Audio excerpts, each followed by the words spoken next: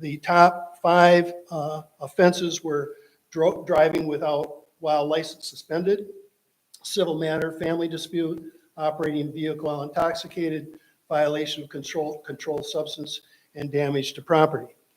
The intake into the jail over the last from 2010 to 2023 show that the jail data, the peak average daily population was 33.2 inmates. Now keep in mind we have a 56-bed jail that was built in 1956.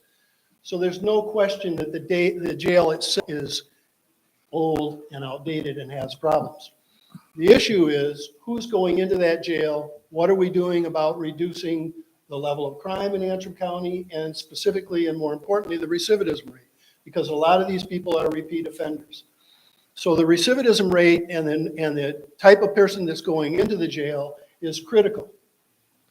The county embarked about 3 years ago a planning process developed by the National Institute of Corrections Jail Center in Washington, D.C.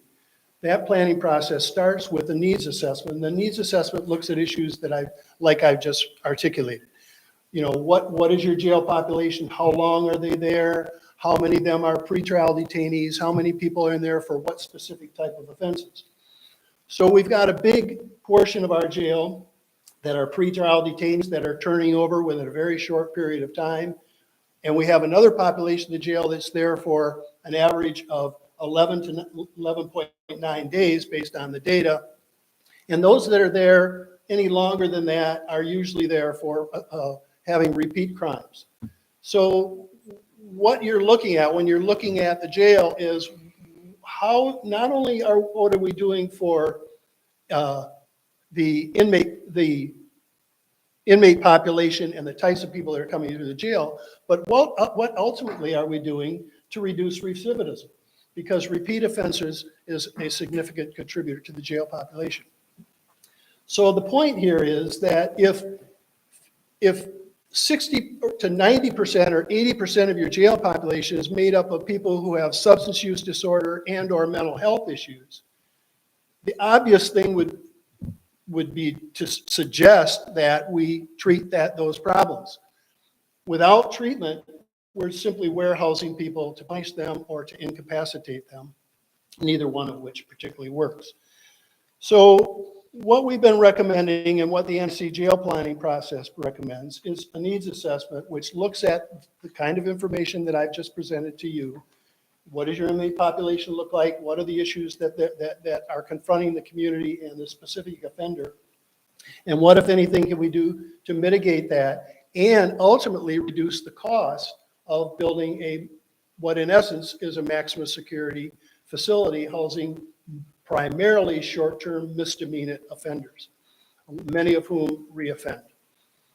So what we have been recommending, and I've been working with a group called Antrim Citizens for Common Sense, is to measure the impact that these alternative programs would have on the size, the cost, and the construction of the jail portion of this new law enforcement center. I think at the end of the analysis, there's no question that if you're not treating the problem, you're just running the risk of having people recidivate and come back, recycle through the jail. So if you have a population 60 to 80, 90% of which is made up of people with substance use disorder and mental health problems, wouldn't it make sense to create a facility that treats the problem rather than somebody that's constantly recycling and the problem is not being addressed? The current facility, which is intended to be a 56-bed jail facility, same numbers we currently have, has not measured the impact of all the data that's been crunched, all the consultants that have been hired in the last 4 years, have not measured the impact that these alternative programs could have on the jail population and ultimately the size and cost of this facility. It only makes sense from a community standpoint that you treat the problem, not just incarcerate and incapacitate people that are constantly recycling. So that's what we've been suggesting, and that has not been calculated into the numbers, the size of the jail, or the operation of the jail. When I was part of the 10-county regional program, and Antrim County was part of those 10 counties.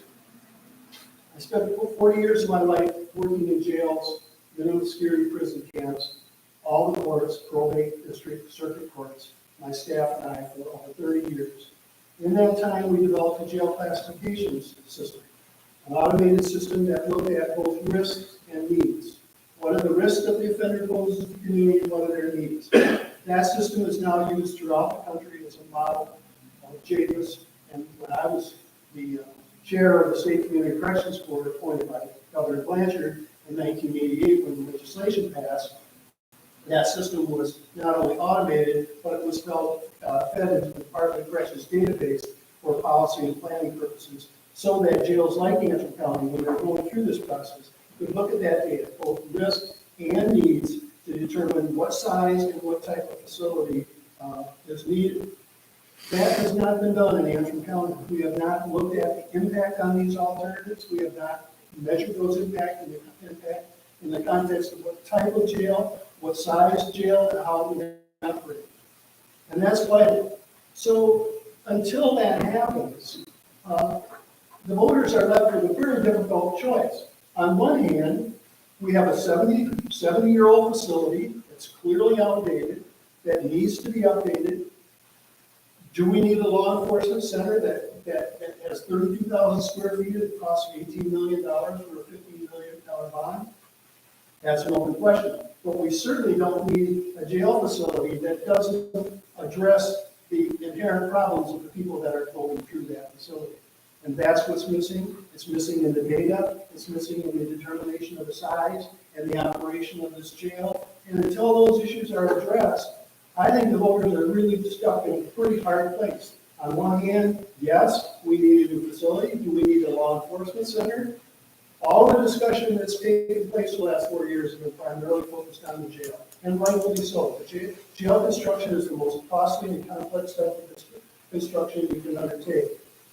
But we've left out an important piece of the process.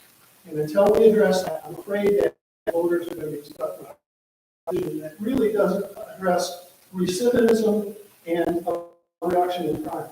If you're not recidivism, particularly for the type of offenders that we've got in Antrim County, then you're not really addressing the problem. So that's what I come here before you tonight, is to just kind of let you know what's happened to this point. The resources have been there. And I'll close by simply saying this. A lot of people think of alternative programs as soft on crime, and that's often a political term that's used. The types of programs that we implemented in Antrim County and the 10-county region for 40 years were not soft on crime problems or solutions. The programs like community service work release, victim restitution, pretrial diversion, all those programs, probation, a typical probation order requires offenders to do a whole host of things that hold them accountable, not only to their victims, but to the community and ultimately themselves. Quite frankly, it's a lot in terms of punishment, incapacitation, and rehabilitation. It's a lot easier for an offender to sit in a jail cell and get 3 meals a day and be more irresponsible than they were the day they were put in the jail cell than to do things like victim restitution, community service work, free labor for the community, work release, victim restitution, pretrial diversion. All those things require a whole lot of hard work. To overcome an addiction requires a tremendous amount of hard work. So sitting in a jail cell doesn't accomplish any of that. And I think we just haven't taken a close look at those kinds of things. So I thank you for your time, and I appreciate it. I'm happy to do the very best I can to answer any questions you may have. Well, I guess my question would be, are you saying you should build 2 facilities or one smaller one and have an adjacent one that does the treatment, all within the same $18 or $15 million bond? That's a very, very good question. I think what I'm saying is the priority should be on treatment, not simply incapacitating and punishing people over and over again when we know that that simply doesn't work. All right. So whether or not it's a combination or a standalone, treatment should be the primary goal. Well, what are you telling the voters that they should consider? Are you saying that they shouldn't vote for the $18 million building and wait for something different? Is that what you're telling the voters? Yeah, yes, if you get right down to it, and I've been saying this to the commissioners, the sheriffs, and everybody else in this process for the last 4 years. I will support this personally as soon as we get it right. We simply haven't got it right yet. All right, I think I got it. All right. I have just appreciate it. one comment. Go ahead, sure. It's hard enough to get police officers, as we all know. How is it going to be that much harder to get services in the health department? That I know there's strugglings even more so there.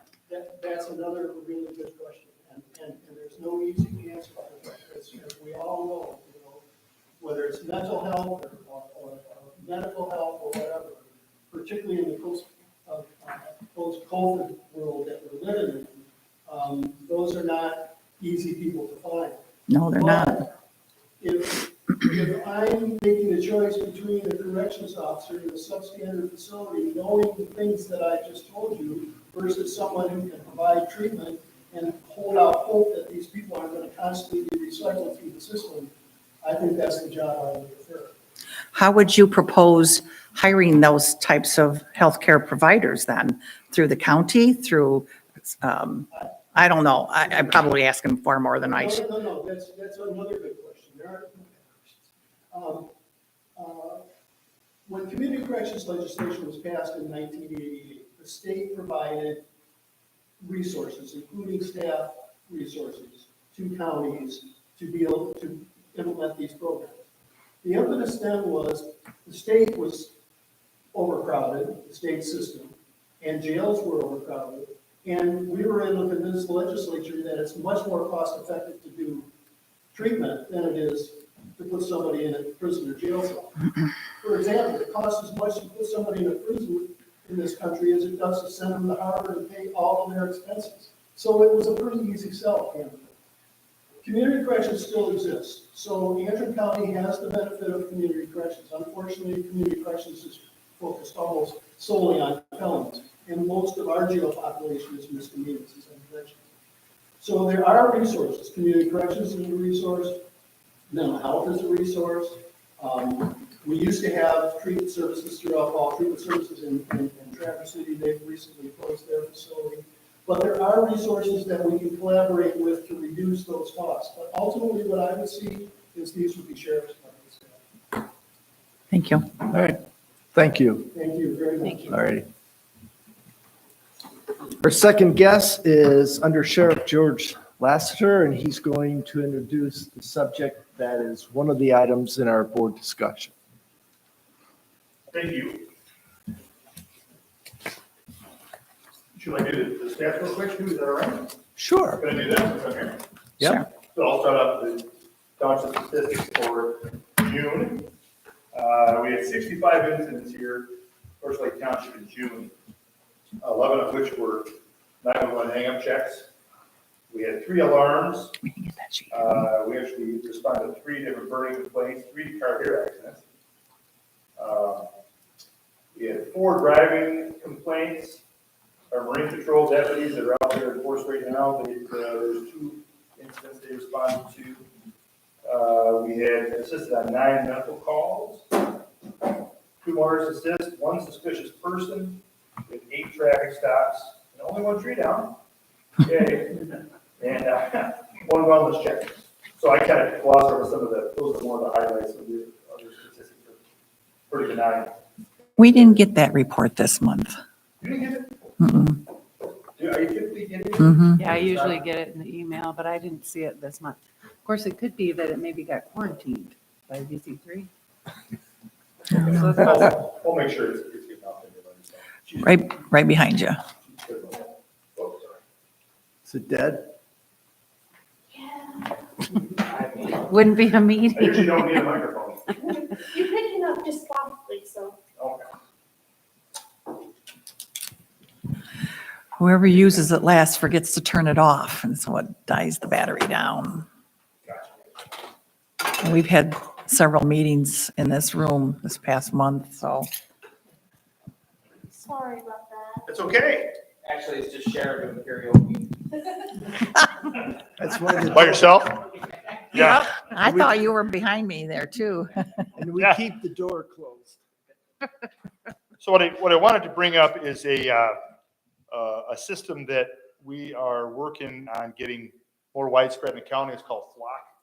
It's a license plate reader. Flock is the company. And from all the research I've done, they're the most affordable. Right now, we have one in service at the portable Flock. License plate readers are a system that is a camera that sits alongside a road and reads every license plate that goes by and takes a picture of every license plate and every vehicle that goes by. And if a person is in the system or a license plate's in the system, it'll flag it.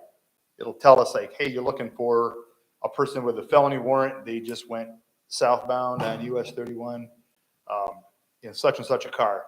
And that alerts to us immediately and we can find this person. They've been used pretty widespread all over the country for several years now. They are instrumental, in the packet. I'm not sure you read the packet or not, but there's just dozens of success stories where, kidnapped children have been found within minutes. Abducted people have been found in cars, different states away. Million different reasons that we would want to be watching these. One of the biggest I see up here that is useful for us is the drug trade. We know that people are typically going to Muskegon to get their drugs, and we're knowing who these people are, and we can track them as they're coming back, or they're going to Muskegon and coming back with a load of drugs, and we can catch them as they're coming into the county. Very helpful with that.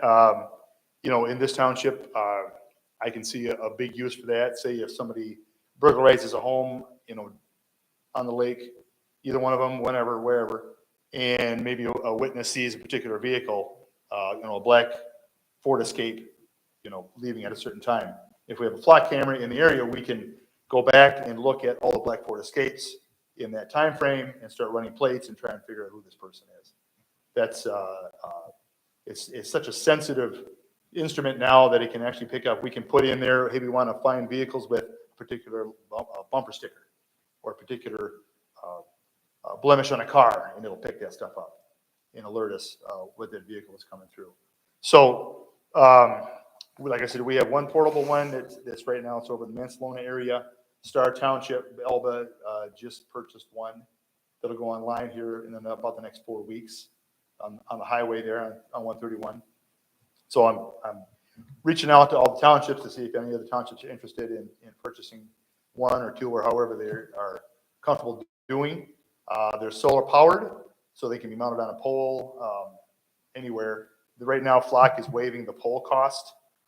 They charge $1,250 per pole, but they're waiving that cost for us if we have to put it on a pole, unless there's already an existing pole that we can put it on.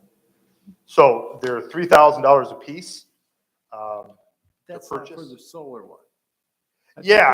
Solar was more expensive. I talked to the Flock salesman this morning quite a bit, and he's fairly new at his job, and it sounds like so he's playing a little catch up. It doesn't sound like the solar cost anymore, but he's going to get back with me for sure on that, on the cost. There's several different models. But yeah, what he's telling me right now, I don't want to hold him to it because he's fairly new at his job there. So, Do you have to have it in an area with a lot of trees around you, or is that pickup? Do you need it in more of an open you want it in an area? open area. Yeah, I mean, obviously alongside the highway here, where you've got a view of the vehicles passing. So it has like its own service, like a cell phone, like it would reach up. It would, yeah, it runs off some kind of Wi-Fi or cell service or something. That's a good question, actually. I should probably get that answer for you. So I'm not sure on that, but yeah, it'll send right to our phones. If we're tuned into Flock, it'll say, hey, this vehicle that you're looking for just went through. So, how close to the side of the road does it have to be? And the reason I'm asking is we've got some empty areas that don't have a lot of trees. So the question is, can it set back a ways, or does it need to really be like in the right of way of the road? Well, the right of way on US 31, I think is, 66 feet? Yeah, So yeah, it would 33 have on to be either in the side. right of way. That would probably, yeah, any farther than that would be too far, I think. Okay. Yeah, and that was a discussion I had with the flock salesman, again this morning, that they have an engineer who comes out and does like a site inspection and says, this is the right spot, this is the right way to do it, this is the way to mount it. Yeah, they do all that stuff, so, Yeah, because we got to worry about road or snow plows and everything too. correct, right. So can it catch going both directions? Or is it only No, one direction? it's kind of a cone, you know what I mean, it'll record it in a cone, but there's not, you'd have to have two cameras to get both directions. Take several pictures of the car and send them out. Yeah, and we typically try and put them at an intersection too, that we get, Plus after 8831. exactly, that would be probably be a great spot. Correct. We figured we need 3. We need in front of, One for M88 coming down. Then you need 131 north and one for southbound. I agree with that. You only catch people going that way? Well, Well, you got you people have trying to two-way go across traffic, the it's not one border. way. we're watching them coming back from Jason, you think Muskegon. only one camera's going to do all this? Want to put one down on Michigan Trail? No, not in Michigan. Too many trees. All right, Sheriff. Yeah, and like I said, they're $3,000 to buy, and it's another $3,000 a year to maintain the To run it. License. Each, each. 3,000? Yes. Yes. So 6,000 each, 3 for the camera, 3 for the annual fee. Each year. So Right. like initially, if you bought one, it would be $3,000. It would cover the camera and the service, and then next year would be another 3,000. But you don't get another camera. Yeah, it's the same old camera. Yeah, right. All right. So when is Manslona getting theirs? Is it already installed? Alba is right now. I'm going through the paper to get it ordered, so I think within about a month. I would like to see some of the They should be. results and Yep. Elk Rapids has several now. I think they have 3 now in the village. And like I said, we do have a portable one that we can move from here to there. We typically use for drug stuff. All right. Okay, Very good. thank you. Thank you. we can get a hold of you if we have more questions, huh? Yes. All right, folks.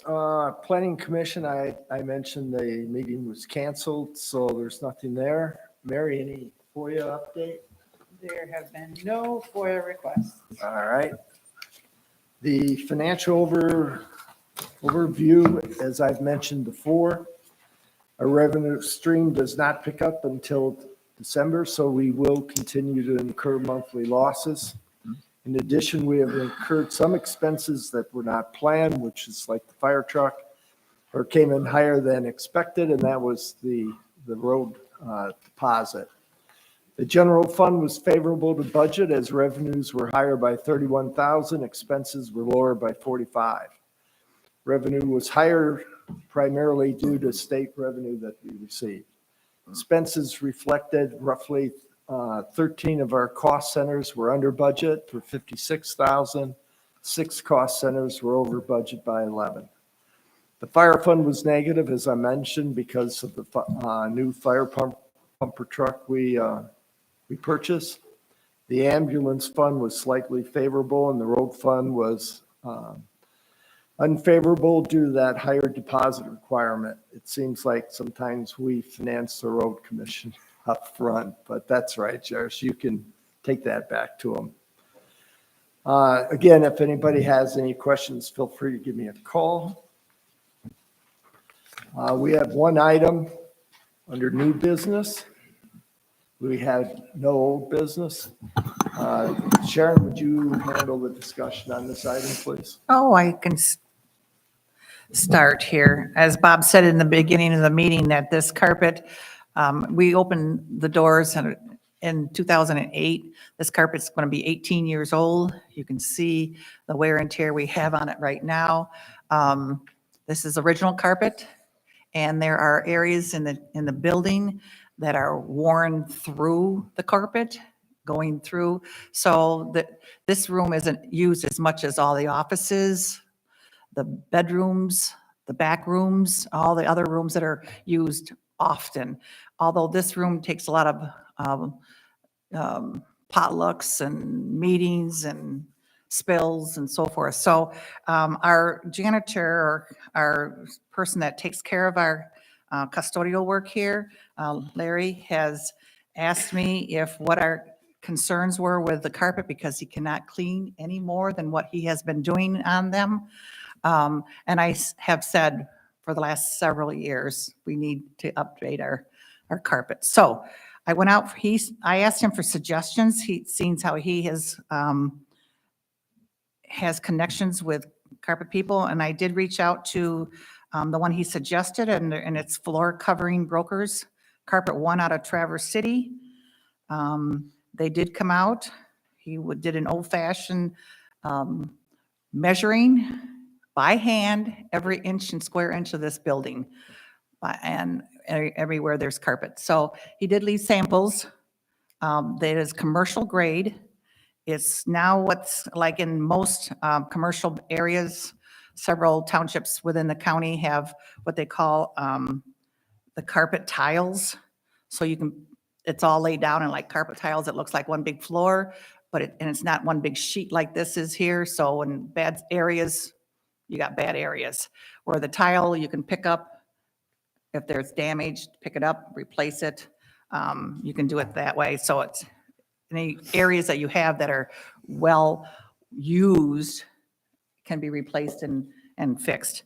So I have estimates here. What they came in and gave us is that they have to move a lot of desks, a lot of equipment, a lot of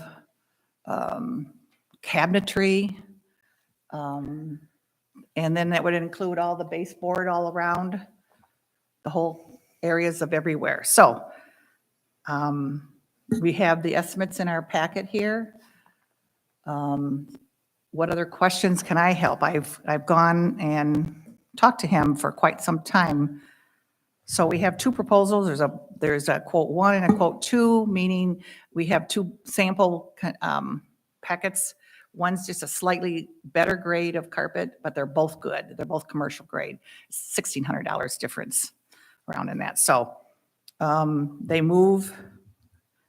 And what he told me was, because this carpet's been down for so long and some of the areas are so bad, they have to scrape it up and literally scrape all the glue off of it. And they have quite a detailed project to do with that. They don't want to mix new glue with old glue. And it's been here for so long, they have to really do extra work on it. So it's a project that needs to be done. We've had as we all know, all the painting was done several years ago. That was a big project. I wanted to make sure it got done, and it got done well. So now it's time for the carpet. Questions, board? When can they do it? Well, we have to sign the contract, and they didn't give me a specific date because I didn't ask yet. But as soon as we sign and tell them yay, they'll order it, and it'll be a project for sure, because there'll be a lot of departments throughout this whole building. There's the bedrooms in the back. They'll probably have to do a bedroom at a time. There's people that stay in there 24/7. So there's going to be a lot of arrangements that will have to be made along the way. Because when everything was put down here, it was an empty slate. There was not a soul in this building when this was put down. So having an all new carpet is going to be a whole lot of work. We have a lot of computers. We have a lot of things that need to be moved. So the backbone is there also. So I guess question, board, is do we spend the extra 1,600? Well, I mean, if you're looking at $30,000. I think, I think what I would suggest is start, and the other thing I didn't mention, I'm glad you brought that up, because they are floor carpet brokers. And so what they do is, once we pick out a color and a design and so forth, they will go out and get us the very best deal. This is the highest bid that they will come up with as far as the carpet price. They will always lower the price.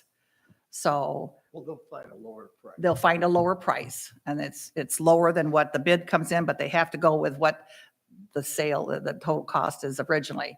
So any bid we do here would be the high bid, and we would probably, he said, guaranteed to come in at a lower bid when So they order Your it. motion is for the 31.9. And that would be the high bid. If we came in lower than that, if we went with the other book of colors, we can do that too. So, That's why I question. For 1,600, it's a higher quality carpet. not by much, he said. You wouldn't even hardly notice it. If you look at it in the books, you wouldn't even notice it. Will But it wear better? no, it'll be pretty, they're both commercial. Yeah. Then It's why the a color. difference? It's the color and the pattern that's the difference, really, Bob. So what and- kind of color and pattern I are would, you getting for each of these two? Have you decided that? I have not decided. I have looked at the ones I would like, but I don't want to be the one to make the decision. I'm going to choose on Mary and a few others to look at what I think. I don't want anything, I want something darker in an area like this that's going to be used a lot. All right, well then I'm going to make this real easy. You make the motion, put the dollar amount in. I will make the motion for the higher one. We can always come in a lower bid at that point. So, Not a lower bid, you're saying a lower cost. lower Right. cost, lower So cost. the- I'm sorry. The bid is you want 31.9. 31.9, All right, and it'll definitely come in lower than that. But, all right, make the motion.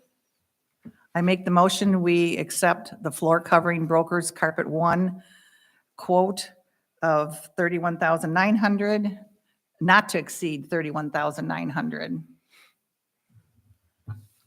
for new carpeting in the CCSB, or what do you want, Yeah, that's fine. All right. offices and meeting rooms. That the building has everything there, yeah. The motion I wrote up was just for the building. It's Yep, the CSP, building. Which is everything except the garage. Will look as pretty as the fire department back there with their new flooring back There there, you you go. know? All right, Mary seconded. Second. So it's been moved and seconded to purchase new carpeting for the CSB building from floor covering brokers carpet one, not to exceed $31,900. Any questions on the motion? Hearing none. Mary, roll call vote, please. Jason, Yes. Sharon, Yes, Bob, Yes. Mary, yes. Sorry, that's what you had. All set? Yeah, Passes. 4-0. yeah. Perfect. All right, moving on to the next item. We have a number of things to discuss. We'll start with the license plate reader. Favorable, unfavorable? What are your thoughts? Well, I like it, but like Sharon said, I might want to see what happens in Miss, or maybe, did you say Elk Rapids? Elk Rapids got them? Yep. Maybe we Star reach out to Elk Township. Rapids and see how they feel about them. Got it. Do a little research.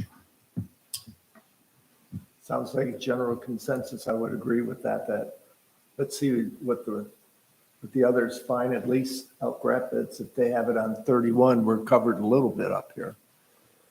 Right? You can So, reach out to the township and see, talk to somebody. okay, so is it the township or the village that has it? Oh, The it's village. Okay. is it on 31? I think they've got them on Main Street and then both north and south. Okay. think the three altogether. All right. So next month, you can bring us a report as to how it's working. All right. All right? Great. Township office hours. The idea behind this is that we need to figure out if we don't have anything posted to speak of on the website or on the door. So the citizens really don't have an idea when they can expect to have somebody here in the office. So the question is for us is, do we want to be a 40-hour-a-week office? Do we want people here 8 hours a day, 5 days a week? Do we think it's necessary to have that? Do we get that much walk-in traffic that in fact, if we had focused office hours that people would still be able to get the service that they need without people having to be here with not a lot to do? Now Sharon's here all the time. She's answering questions across the whole spectrum of the office, but you know. I always say I'm a full-time employee and a part-time pay. Cute. You were here on Saturday or Sunday. I was, Payroll, right? no, No? taxes Taxes? and No. updates. So I mean, there's only certain hours statutorily that people have to be here. You've got elections basically where you need to be here for a specific time. Sharon, you have the taxes. I have statutory hours. Yeah, outside of that, there aren't, I mean, I've run with appointments only, and I think I've had one person walk in 5 years and maybe 2 or 3 appointments. So most of the traffic seems to be just basic busy work of the township. And the question is, should we have a focused time period and not have people here all that time? It's a question because if that's the case, then we have to make sure that we have somebody here all the time. You mean one of us three? Well, the 3 of us plus, you know, Virginia is really day park operations, not necessarily the stuff that's related to record keeping and things of that sort, like the boat registrations and whatever. They establish the rules associated with that, but I don't expect them to say, hey, we'll be here 1 hour a week to hand out boat tags. Again, the question is, how do we serve the public in the most meaningful way without, you know, having people sit around with not a lot to do when they get their normal work done? Do we do selective hours? I mean, what are other townships doing? I mean, Milton, they're not open at 40 hours. There's not very many. You only have like the villages, Elk Rapids Village Township, they share a building together. And Central Lake doesn't full-time, Banks doesn't full-time. There's not very I was many. gonna say, some of Forest these- Home doesn't, Kearney doesn't. South Arm, you can't even hardly get a hold of some of these people. Well, that's just it. If people want to try to get a hold of somebody, you know, right now it's summertime, especially this last month was busier with park stickers than anything all at once. You know, everybody's coming in for a boat sticker. So That's not ideal.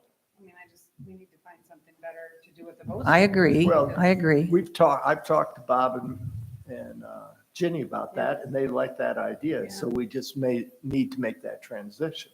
Yeah, we need to figure out how we can make that work with the copies of. the Well, registration. yeah. What we need to do is make it a set of copies of. Mhm. We can do of the, that. Tax, is it the tax? Text roll, Yeah. names and addresses. Because right now there's only one book, so let's do a Right. second book and we can set it down there, right, Bob? What is it exactly that you're suggesting? Well, when I talked to you and Jenny, it was having the boat tags for the trailers and have them issue them down there. Yeah, that, I mean, why not, we're down there. Yeah, And the people are down there. okay. That's what I did when I was doing, running the park when I was down there. I took the books and everything with me right down there and wrote in that book, if I couldn't issue it right then and there, I would I would mail it to them, but at least I confirmed it, that they had it and everything else. And then they could always bring the paperwork back if they had to, send a tag if they had to hurry up and take off. If they didn't have a tag with them, there was lots of ways to be able to do that. All right, so, So, but when are the attendants at the day park? Irregular. Yeah, that's the problem. David and Kelly have been doing some pretty heavy lifting down there while I've been doing other park-related things, but, you know, whenever I'm around, I can visually, I see everything that goes up and down see something that I feel needs attention, I just gotta come. So I'm there a lot, but just not constantly. Well, it's So, the- So when nobody's there, they fill out an envelope and put it in the Dropbox? Is that, you mean for a sticker? yeah, or for if No. you're, like if you're just there to launch and you don't have a sticker? Well, here's the process for a sticker. First, we have to confirm the tax parcel number to make sure that they are known.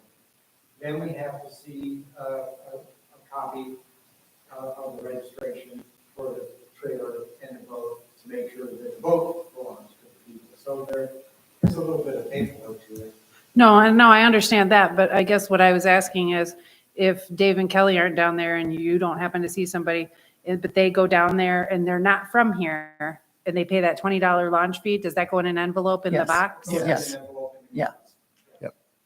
it's what is mostly the people that are coming in and saying, we were told to come in and get our Yeah. sticker is what the words were, so So somebody was if down somebody there was that they there, send they'd them have up the here. book. So they knew they had to get one. So that's where the busy work was coming in to the office. Now, here's my second question. If you have, how can we have stickers in both places? Let's say there's nobody there to buy a sticker, but there is somebody here, but we don't have the book because somebody else had it. See, that's, No, we would have the book. We'd make a copy. So there's copies at both places. but That's ju- stickers, not- so we'd Well, have we separate just- set of stickers? Just split the stickers because you're just handing out a number on them. So that's not a big deal. Doesn't have to be, Wouldn't be in order like it is in the book then. well, no. We'll have to but, I figure out mean, the logistics of it, that's for Yeah. sure. The idea is it's something we ought to be able to figure out. Back to the hours? Yeah, I mean, Can I say, absolutely. so like I know Janet Beebe at Milton, she has maybe 2 days a week that she posts 3 hours each day, and those are her posted hours. So people know, she puts them on, online, and people know I can find her here this day and this day. And then I know she goes in and works at other times too, but those are the times that people know they can find the clerk, for example. So, I mean, what's wrong with us, for me, I can't be here all week right now. I can do a lot in the winter, but I'm happy to be here at my posted hours and then whenever I am to get my work done. So it kind of seems like what we're already doing, I guess is what I'm saying. But maybe we just need to post the hours that we know will be Right. here. Right, so that then people know somebody's going to be here that can answer the clerk's type of question. Same with the treasurer, because again, Sharon's here and maybe she's here to answer a lot of the questions because she's here. But I'm sure, for what we're doing, posted hours is probably the best way to do this. So, So like on Fridays, we don't want to be here till 5 o'clock at night. right. Cut it off a little earlier, or Mondays maybe are we out, don't- Mondays are busy days, so, Why do we even have to post hours for Friday? Most townships don't. yeah. But maybe you want to be here all day Right. on Friday, but you don't have to be. What I'm saying is posting hours, we don't have to have a full long day is what I'm saying. Oh, Have a right. shorter day is what I meant. Right. All right, so we post hours, because I can post, I can come in and service a couple hours during the week, a couple days. I mean, But so well, yeah, when I take. That's, we I training. dropped the doors. No, I mean, if somebody comes in with a question, I'm not going to have all the answers, but I can forward the question to the person who's got the answer. The idea is, do we do posted hours for the office and for specific people? that's what, And if somebody comes outside of posted hours, that's not our fault, right? Is that what you're thinking? Is that the way well, I you're was looking thinking at it? individual posted hours, not posted hours for the office, because then we've got to decide, who's Who's going to good. cover, who's going to Right. cover. Like I can only be here for sure on Monday afternoons from 2 to 5. That's all I have right now. All right. But it will change down the road, but I'm just We saying. don't have to, I don't think we need to post individual hours. I think just general hours. I guess what I was saying is if someone wants to meet with the clerk, they know that I'll be there on Monday from 2 to 5. Mhm. You see what I'm saying? Mhm. Yeah, I think that's a good first step. Then the question is, when you say general hours, what what are you saying the general hours are for the office? We'd have to figure it out. We'd have to say who can be here and when and Then we'll what. have to have like. a I mean, there's time things schedule. that come up. We all know things come up. I start a PT 2 days a week. If I'm not here and I've posted, I'm still going to take my PT hours. I'm gone for an hour and a half. I mean, You put some things on the door. happen. Oh, I know, but things happen where you have to go. I go quarterly, 4 times a year. I go to my MTA meetings. Every now and then we'll have a MTA Con Ed educational class. We take off for a day. Things come up. So to be specific and somebody will be here then, it's either getting a substitute that can fill in for you or whatever, or don't post it, whatever. I mean, I don't know how you want to work that No out. posted hours. I'd say Well, no. again, I'm just trying to figure out, because if somebody comes to the door, we have nothing there that tells them anything. And I'm trying to get something on a door so that people have an idea of when they can come back and find somebody, if the door is locked. That's all I'm trying to get to. I understand. So what are We you haven't had telling doors, me? we haven't had hours on a door for forever. So if this is a good point to just talk about the topic here and That's figure it why I out, figure it out the hours though between us, because every so often you have new board members. And so those things change. That's why people's schedules change. Well, the trustees are excluded from this, so it's the three of us. They are? Why? Well, Jason will say he's not paid enough. What about law? So they only get to What come, about, what if people show up and nobody's here and there's your 3 phone numbers? Can they call that? Reach out to you? If it's an emergency, you can come down here and flip them out a poke sticker or whatever you gotta do. well, we can put our website on there and we post our hours on the website. We can put a calendar on there, on that website. We can add a new feature to it, maybe add Michael can put a calendar. So if you know that you're going to be off this day or this day, your calendar pops up and clerk's gone from emergency or will be gone for vacation this week, or I don't know. There's all kinds of features to Yeah, do. but I don't think that many people use our website. So Well, I'm not sure if that's really the.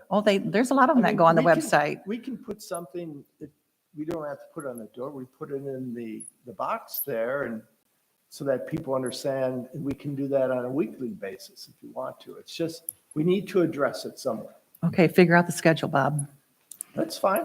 You want me to do it? I'll come up with something. All right. That takes care of I didn't that. second that. That takes care I of did that. not second that. There wasn't a No. motion. There wasn't a motion.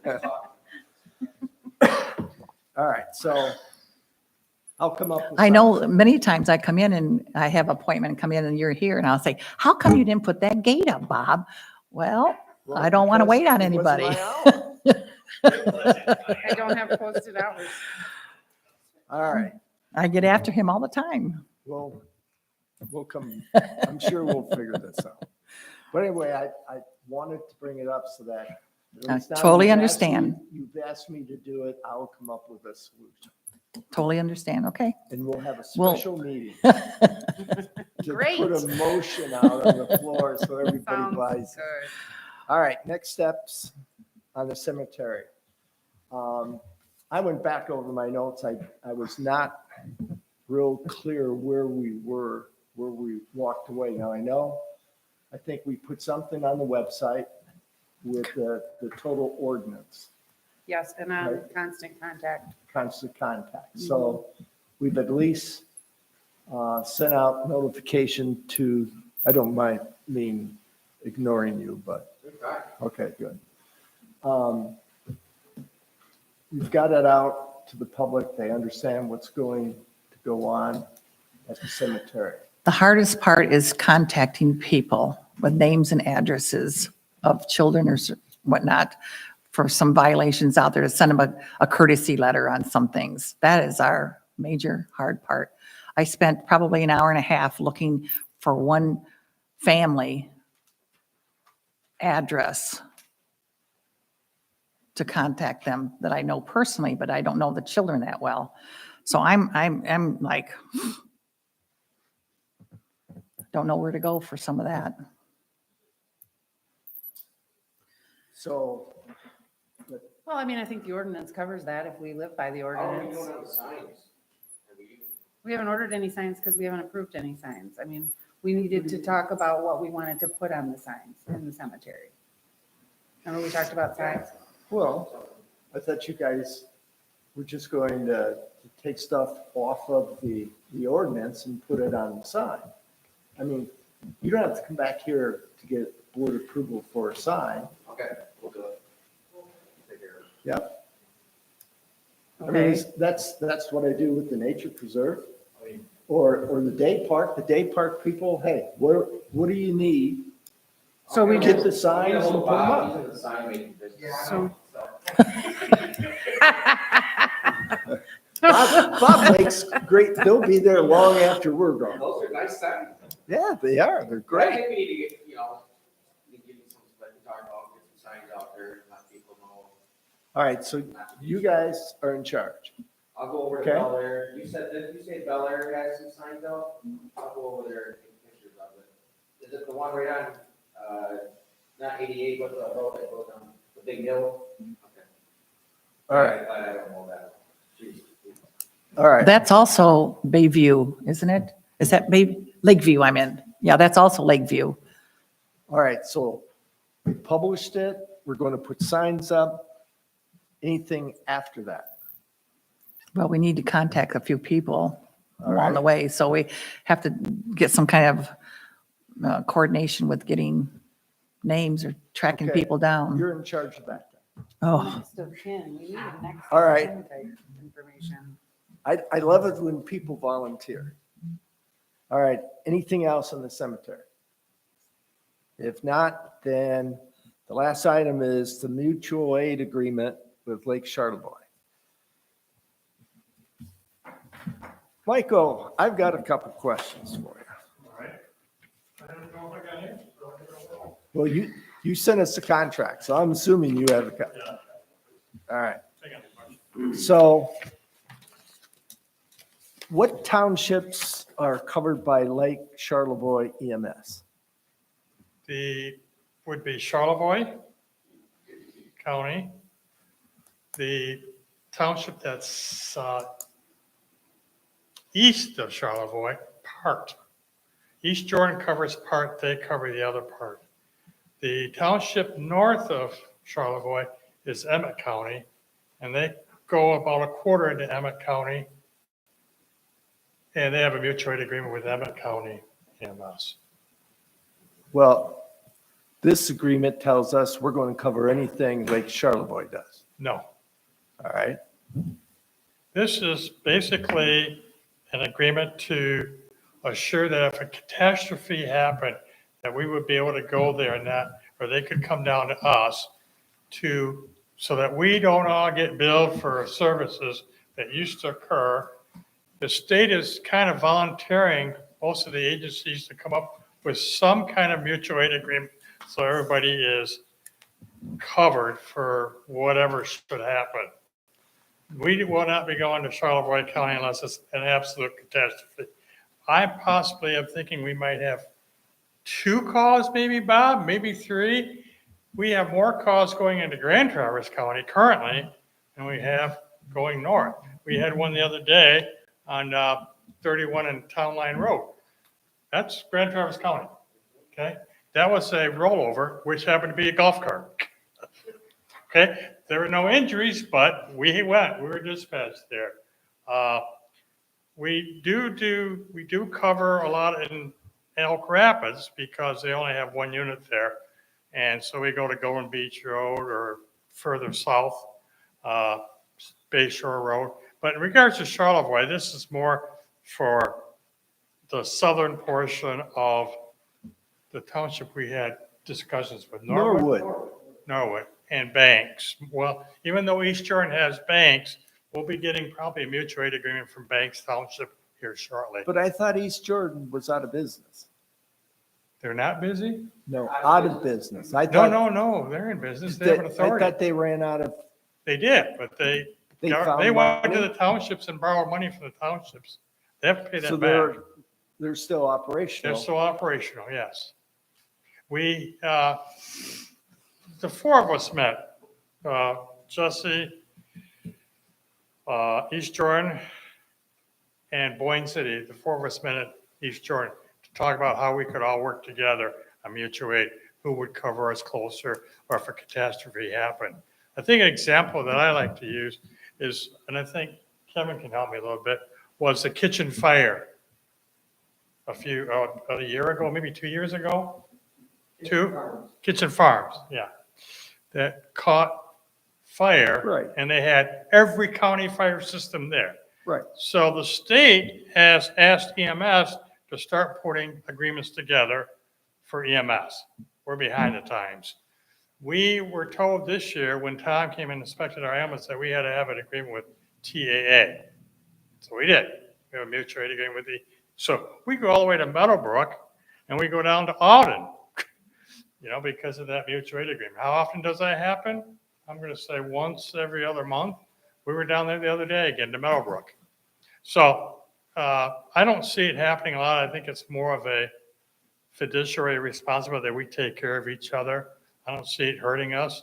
Again, I put in the agreement, if you look at section 4, the requesting assistance, the final decision on whether to provide assistance shall be solely that of the responding agency. So if it's I use the word ridiculous call, we're not going, okay? You gotta have a catastrophe, then we'll bail you out. We work together. We're a pretty good team. But now, who are they going, I guess you're hooked up all the time. So are they going to call you directly? They If will it's go through their dispatch? dispatch centers, Yeah. and dispatch centers will call us. We have the right to say no. We're not obligated to go. Well, I understand catastrophes. What my concern is, if we send our vehicle to East Jordan, I know that's not a short trip. No. And my concern is if they're covering some of that area, that we could be out of, now who covers us? Central Lake? Or are we coming out of Milton or? No, TAA we have no EMS coverage MMR. other than Elk Rapids, MMR. MMR. MMR has come down here. We got the ambulance stuck in the driveway here this winter. MMR came over and took the patient to the hospital. We chose to go with the patient because we knew the patient, but we didn't have to do that. MMR would have done it. So this is more for like Banks Township, the Norwood, basically the closest one if there's a catastrophe. So I did a little research. I looked at Norwood Township, and you and I looked at it a few years back, Bob. The Norwood Township north or south had 2 calls last year, and they were covered by Charlevoix. So I look at it as just more of So a. why do they need us? Huh? So why do they need us? Well, it's always good to have some kind of backup system in place, and the other reason why we're doing this is because the state's going to mandate it in the next few years. So we're just playing ballpark and being ahead of the ballgame. So Sharon, you have Yeah, some I concerns. being on the ambulance a long time ago, and in the original contract you had was probably one of our original ones we had, was a catastrophe.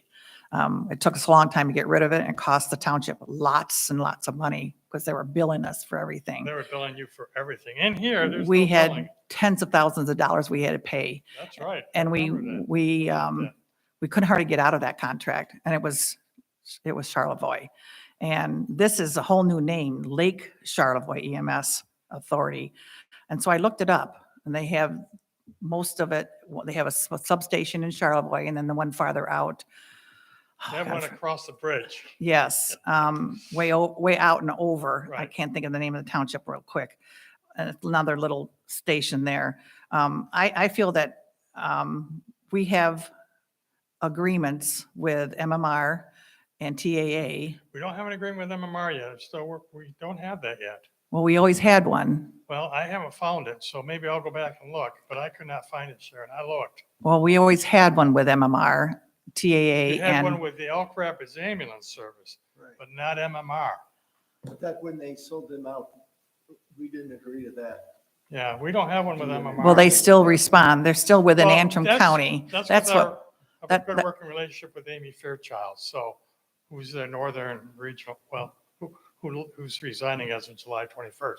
But I have a good working relationship with Amy Fairchild and MMR, so that's why we've been able to work this together. But we're talking about agreements now with them too. okay, well, if we get that, they're within Antrim County anyway. Crossing county lines makes me nervous. We have one ambulance. When that one ambulance is gone, a long distance around, our township taxpayers support this ambulance big time here. And I would hate to see it being gone. It could go way over towards Petoskey, and that direction. Now, MMR, where you said something, we went down to Town Line Road. That's still just outside of the county, but that's MMR. So we kind of substituted for them. They would have probably taken that call there. So we work hand in hand. When I look at the reports here, mutual aid, we do a lot of mutual aid for TAA, and then MMR, both. It's on our report, so we know that. Half of it's within the township and half is outside of the township border lines. This, I know you and I have talked on this, because I had you make a lot of corrections on it. But it still makes me very nervous of getting in, and I don't know how the state can force us to do something that's so far away when we have so many other ones. All I know, I can just say what Tom told me when he came in and inspected the ambulance. I needed to agree with TAA. Why he didn't say MMR? Why he didn't say Charlevoix? Why didn't he say, I don't know that. I just know when he was here, he talked about TAA. So we did the mutual aid agreement, right away. Well, I think we should work on, Mine here is that we have MMR. 1 year. We have 1 year on here. And the way I felt is that we can get out of this in a year. I looked at I'm sorry, Mary. I was gonna say, that's a good point, because I made a note next to that, like Netflix, so you sign up for things like Netflix or whatever else for, trial, and then you forget. It seems a little bit, it seems like there should be more required to renew something than just an automatic renewal once a year. I didn't like that, where it just automatically, unless you say you want to cancel it automatically renews. I didn't like that in that wordage. you have to do 30 days too, so. It's just, seems like that's a little too willy-nilly for something like that kind of contract. I think Lake Charlevoix EMS needs us more than we need them Yeah, at this I had point. that- I had That's that in kind of my a comment I had to add to that. They need our service probably more than we need their service. So that's probably why they really needed this agreement here. I'm not sold on it totally. It's my feelings. I've been there, done that from years past. I know what we went through. I know how hard it was to get out of it. I know what it cost us.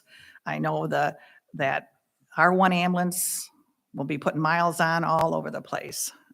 And when you say catastrophe, it's not written in here, catastrophe. It's almost anything, Well, I anytime, mean, anywhere. it's difficult to put every situation in an agreement. You want to keep it as broad as possible. But, Ted and I watch this like a hawk. And if we're being abused, I won't let that happen. I just won't. I never have. I think I had a little talk with TAA here recently because they put another third ambulance on Helena Township, and they had us go all the way there. And I'm going, what are you doing? What is going on? What was the incident that caused 3 ambulances to be out? Well, there wasn't 3 ambulances out. It's another story. But the point is that we watch every one of these calls. And I don't think we're going to get abused here. I personally don't think so. But then there was a 4 of us meeting. It was Renee, Jesse, Brenda from Boyne City. The 4 of us met to talk about mutual aid because we had heard rumors that the state was going to be coming down with this. And we had that personal experience with Tom last year when we did our ambulance inspection. We want to know where the mutual aid agreements were. And so we showed them with TEA. There's two things in here that I did do. There was going to be no charge, none. As you know, Sharon, you had a $250 charge per call all the time. There's no call. The other thing I had put in here was, we can say no. We can say no. Section 4, we can say no. Who's going to say no when you have an ambulance alert and 911's calling you and you have a call? Who's going to be sitting by that door and say, you know what, I don't really want to go on that call? Well, that's the other thing we discussed. Dispatch has some serious issues with coverage. In other words, who do they call? Today, we went to Milton Township today on a call. So we're outside of our township. It's still in Antrim County, don't get me wrong. But they didn't call, they called MMR, but MMR says, well, I got an ambulance, I'm out, but I got an ambulance coming back from Munson Hospital there at Town Line Road or out Lake Road. And, okay, well, why don't you have them continue? Well, no, with MMR, we'll just send Torch Lake. So we went, okay? If I would have had the option to say no, I probably would have said no on that call. Because it wasn't really a night, it wasn't really a life-threatening emergency. It was a priority, it was a lift assist. Oh, Okay, so then we ended up taking him to Munson because he wanted to ride to Munson. That was basically it. My point is that the Central Dispatch doesn't really do a very good job with EMS as well as they do with fire. Fire, they know, and I think Kevin can speak to that. They've been doing fire for years, and EMS is still new for Central Dispatch. The good thing is that Ted and I are now on the dispatch board, 911 board, so we can scrutinize this a little bit better.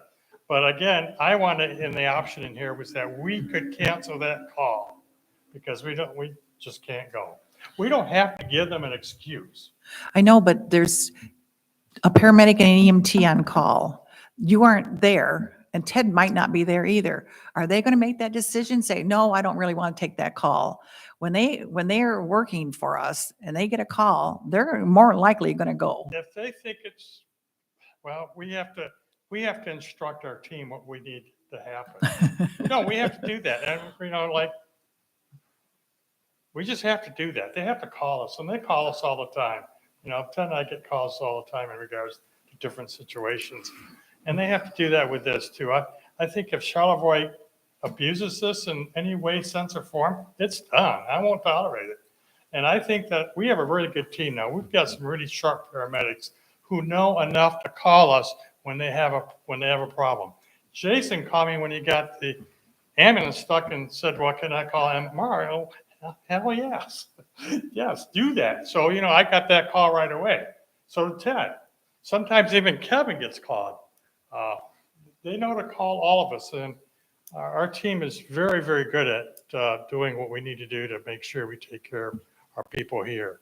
I think we've covered this sufficiently, part of our discussion to get the items of issue out on the floor. Let's go back and think about this and see if there's a rewrite that is necessary. Yeah, if you have, please send me suggestions on how you want this done, because I can change anything. All the agencies surrounding us are in a position to negotiate whatever we need to have done. Well, I think we need to start with MMR if we need a agreement.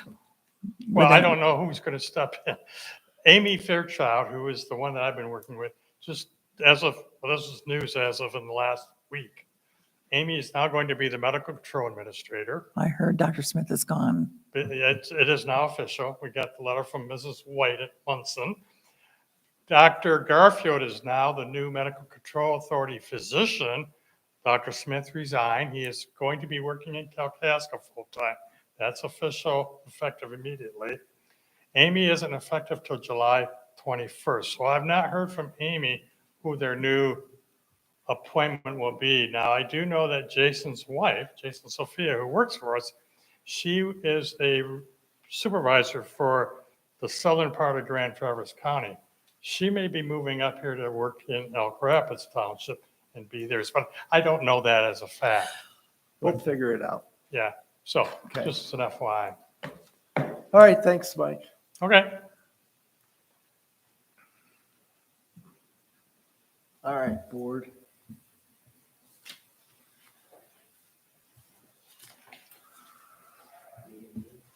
I'm sorry? I've got, Listen to you.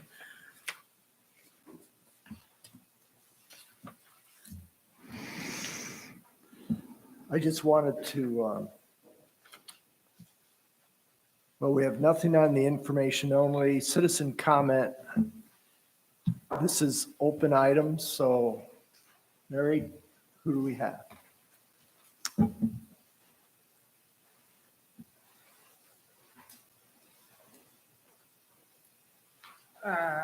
Let's hear from Rita. Rita Service.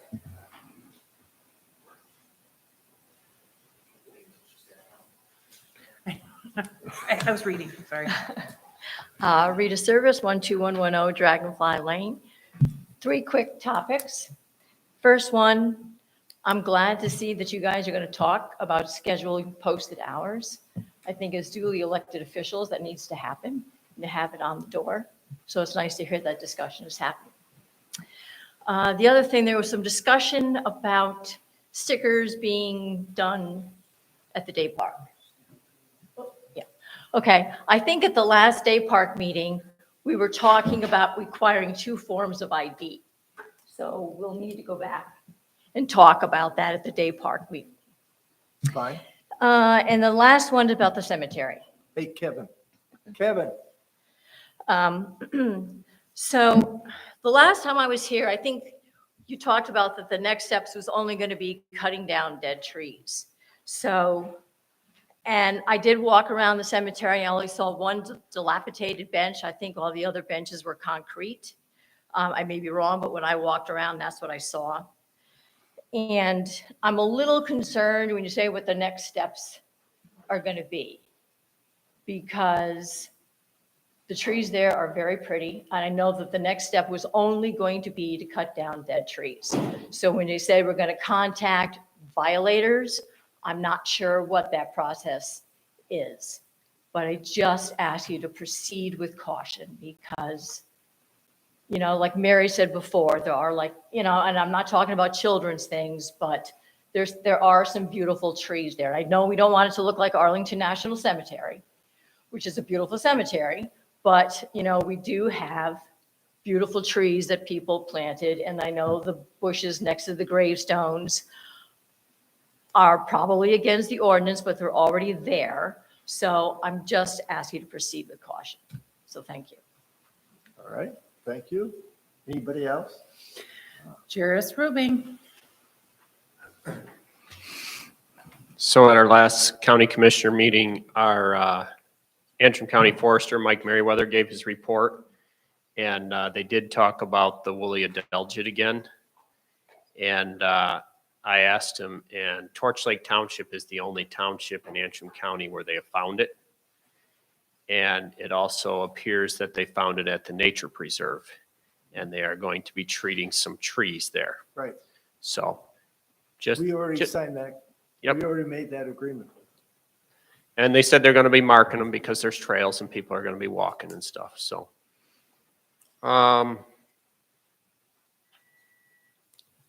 you talked about the road commission for a minute. The road commission will be giving their report to the county commissioners on Thursday.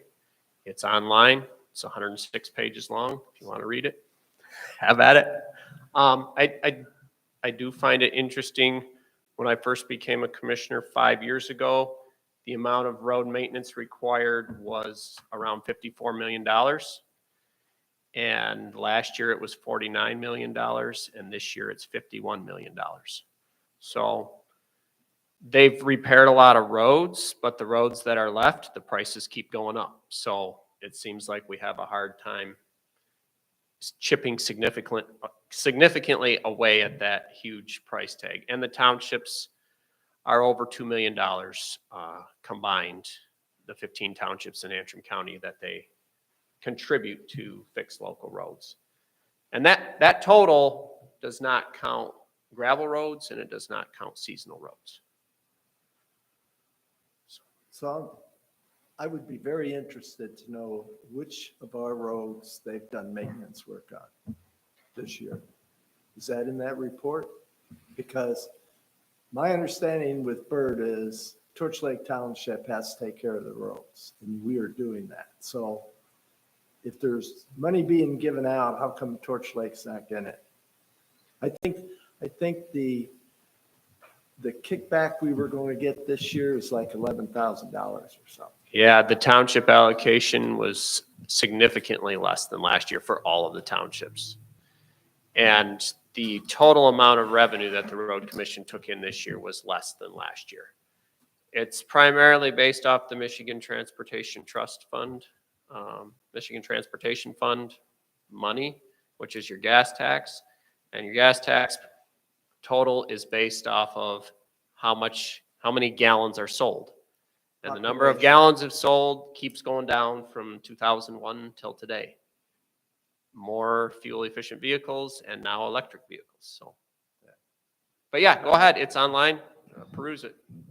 We also will be getting reports from the Antrim County Sheriff's Office, the Antrim County Transportation, Antrim County Parks Department, our 13th Circuit Court, and North Country Community Mental Health. Okay. Thank you. Thank you. Holly Mortensen.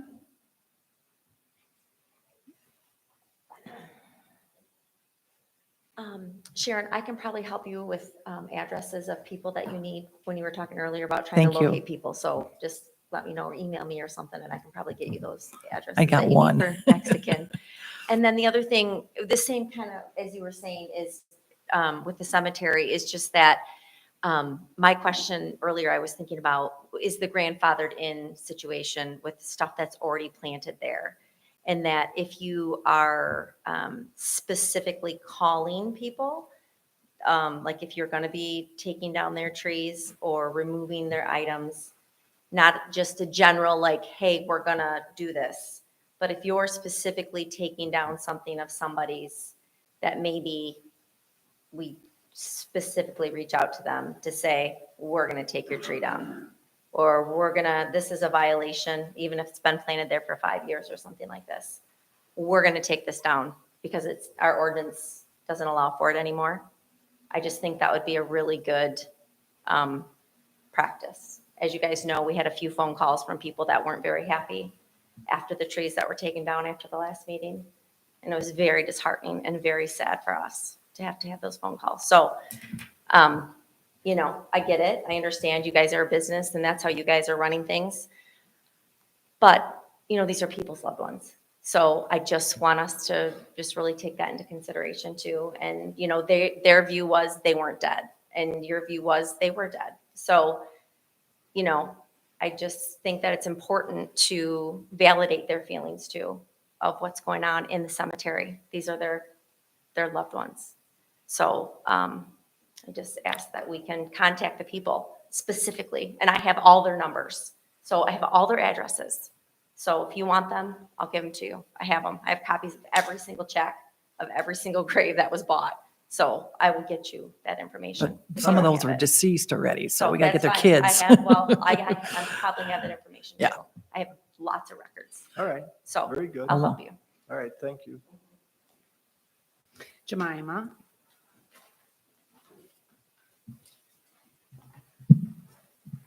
Hello, my name is Jemima Rubin and I'm from Banks Township. And I would like to read a poem called Thou God Seest Me by Minerva Kilmer. May I, like the moon, reflect the sun's light. May I, like a star, twinkle on in the night. Though the world may not notice, they're all fast asleep. God sees and is watching, and his child does keep. May I, like the river that ripples along, still keep on a-flowing, unnoticed my song. May I, like the swallow, with voice pure and clear, still praise my Creator who made all things here. May I be like the earthworm, who by silent work is making a difference beneath the earth's dirt, unnoticed, unpraised, and yet God does see the lowly fishworm. Of course he sees me. May I, like a violet that blooms in the woods, bloom on in the beauty of God and his love.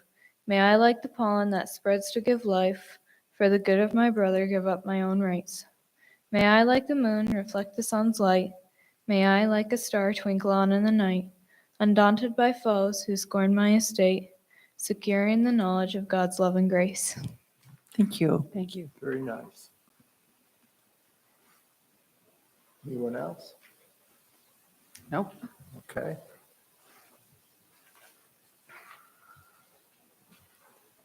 Board comment. Sharon, I'll start with you. I'm good. All right, Mary? Yes, I have some comment. We kind of, maybe we just jumped over some cemetery stuff. Maybe we got through that a little too quickly. What she was referring to was a stone that we needed to reach somebody about fixing their stone. It had nothing to do with trees. I have no base. We've only cut Gary down. saw it. What happened with the trees was, that was terrible. One of them was dead. The other one was growing under another tree. And I do feel bad how that all worked out. I understand exactly what you're saying. We don't intend to go in there and start chopping down a bunch of trees. That's not our intent. Even though those trees are not grandfathered in, our intent, we talked about it. I just think we can't have people planting any more trees.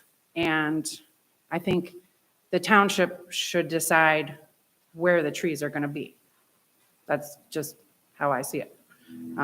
So we didn't mean to upset anybody, certainly didn't mean to upset anybody. That's not what we want to do. We just want to make it nice there. So I just wanted to say that because I feel like we're getting kind of a bad rap.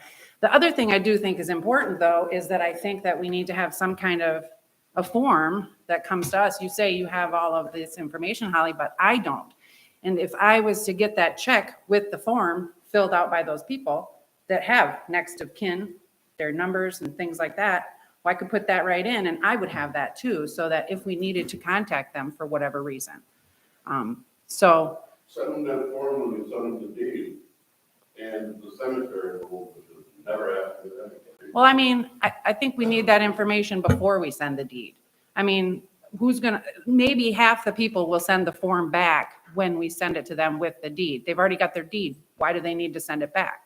Then send them the form and say you get the deed after I get this form.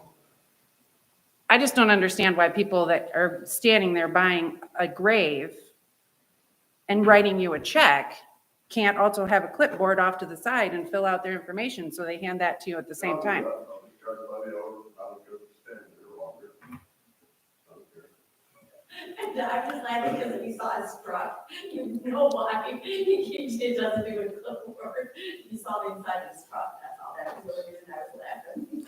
Well, I think we'll make some kind of form because that's on my agenda list to do. I was going to help Mary with that and we fill it out and it'll be just a quick thing to hand to them.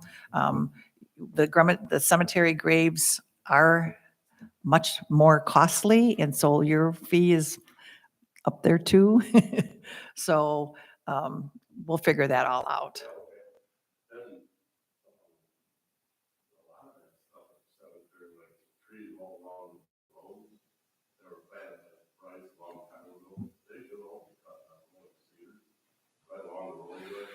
You mean, Oh, yeah. Yeah, those ones.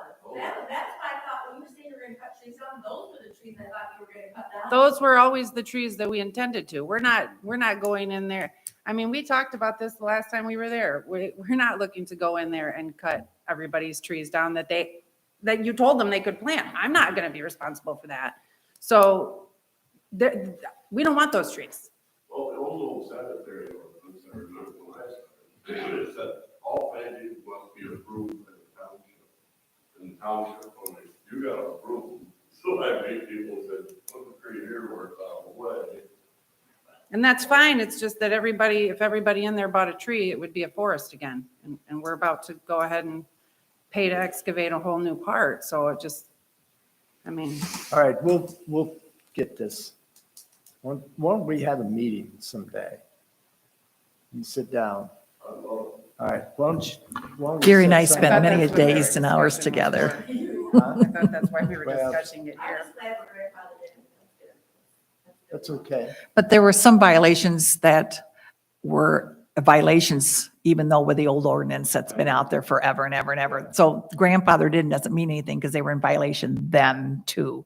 So, Yeah, and I wasn't talking about tree. When I said I was trying to contact somebody, it was a foundation that there is none, and I'm worried about it falling over. And Gary and I talked about that particular one item I'm trying to reach the owners for. You will contact them if you just don't take them out. Well, they sold their home. They sold their home, so I'll talk to you later on that. And then as far as the other bad incident, I did spend a lot of time with that person, arm in arm, for quite some time, and I know her very well. She was very comfortable with my loving arms around her and me, and she wanted to hug and kiss me, so everything's good. Mary, I didn't mean to cut you off. Go ahead. You're all set. Look at that look. What? You got anything? I got a little bit, yeah, not much. But as far as cemetery goes, I mean, I'm pretty passionate about it. My dad's dead, Mary's dad's dead, Mary's mom's dead. We have people in the cemetery. It's not like we don't have anybody in the cemetery, we don't care about it. I actually care about it quite a bit. I feel like we've been doing a good job. I apologize. The guy that works for us, I went in there and told him what to do, and then at the end of the day, I get a call. I didn't know he cut the trees down. I was pissed, chewed them out. And then to come to find out, the lady that was upset about it is the lady that comes in there every single day and hugs her husband's stone and gives it a kiss. It killed me. We're not cutting any trees down, but I'm going to prune stuff up. I mean, look at my arms. I'm doing the limbo in there. I can't get into some of these areas. These snowball spireas are out of control. These fruit trees are out of control. We have an ordinance, and I'm going to enforce it. The benches that are there, some of them probably could stay, but until somebody's actually got on a lawnmower and mowed it and weed whipped it all, you would understand where I'm coming from. The cemeteries are designed so it's easier for people like us to maintain it. So when they're in there landscaping their graves with rocks and bark, I'm going to clean it up and make it look good, and we're going to notify these people, but stuff's going to get done. I mean, I'm going to do it the most passionate way possible, I guess, but some of those benches, Rita, that you said that are cement, well, they're not marble. I think in our ordinance, they're supposed to be granite. They're not. They don't belong there. When you got a tombstone here and then a bench here, the mower's supposed to be able to go straight. I can't go straight because there's benches in the way. So it's just stuff like that. So you got to kind of look at it from both ways. I mean, I don't want to make anybody mad, but I want to make it easier for us to maintain so we're not there as long, so it doesn't cost as much, so you don't have to keep paying us. And I want to make it look beautiful. I mean, we're going to power wash that building, we're going to paint it, and we're going to rip out those stupid stumps that we got there. And, but anyway, we have an ordinance, and if we're not going to go by those rules, and what the hell is the purpose of having an ordinance? Get rid of it. So, I mean, that's my whole point of view. I haven't always followed the rules. But How many have you followed? but there are rules. Sharon worked hard on this ordinance, worked on it with you, Gary, and well, I don't plan on cutting down any more trees. There is one tree in there we're going to cut down, and it's dead. It's a pine tree. It's in the old. But again, our worker cut it down. I was super upset that he did it, and I apologize. We're not planning on cutting any more trees down in there, but I am going to be removing some benches and some landscape stuff. So. Hey, you know how you're at, take a look at that veterans, Well, we weed sprayed it, and then there were, what's today? Today's Tuesday. There was two gals in there. I wanted to talk about that. Sarah, about them cleaning it. I got home. I forgot to mention that. It's funny because I'm gonna do it after you. I was going to commend these ladies. I don't know who they were, I'll tell you all about them. but they were in the memorial, Gary, and I'll let Sharon tell you, but. Go Can I ahead. go in? My neighbor that lives in Mount Pleasant, she has the log cabin house in our sub there. I said to her, I asked, and her name is Lorinda Moss, and I told her I wanted to recognize her at this board meeting tonight. because she's taken classes on how to care for cemetery stones. She's done a lot of research and done a lot, and it's a hobby and a relaxing experience for her and her sister. They go around to cemeteries all over, and they have a little business card that they do it voluntarily. So I said to her that I'd like to have her, that when I was out there and I saw the memorial for the veterans, and I said, I couldn't even read that headstone, or that stone there, that memorial. So I sent her a picture of it, and I said, would you please be willing to take care of, I said, there is a old stone, veteran stone there that needs help, and so forth. And so she wrote back to me and said I would be honored to do it. Her and her sister went out this past weekend. She took before pictures and after pictures, and I wanted to make pictures for the board to see the before and the after of what they look like.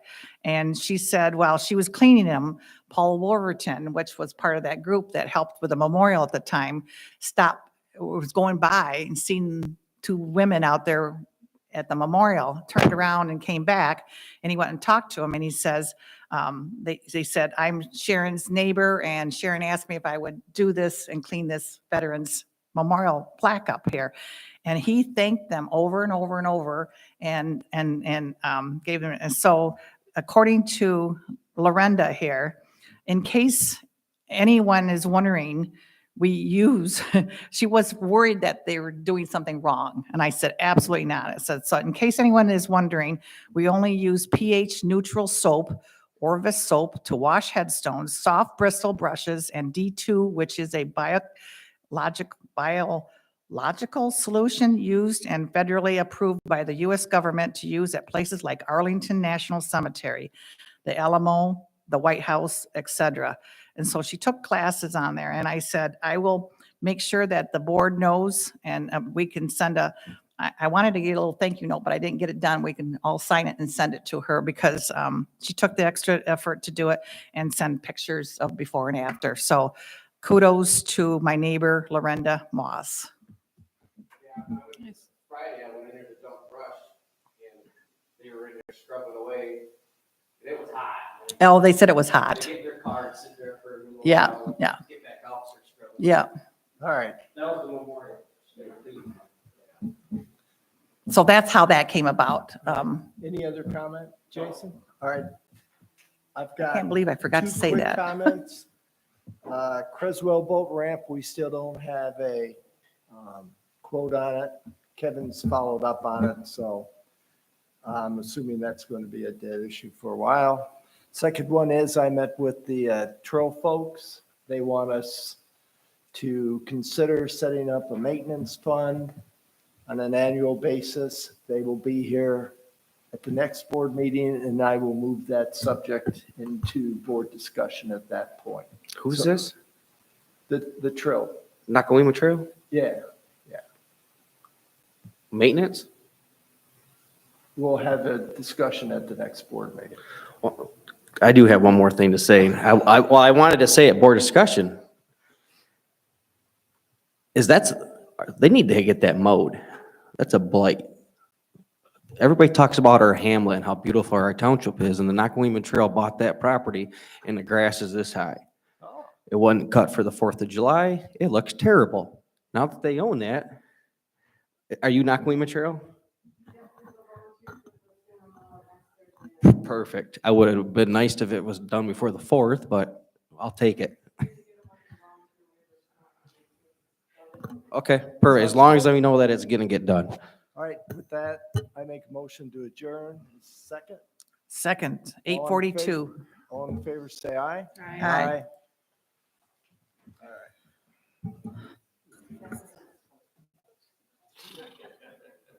You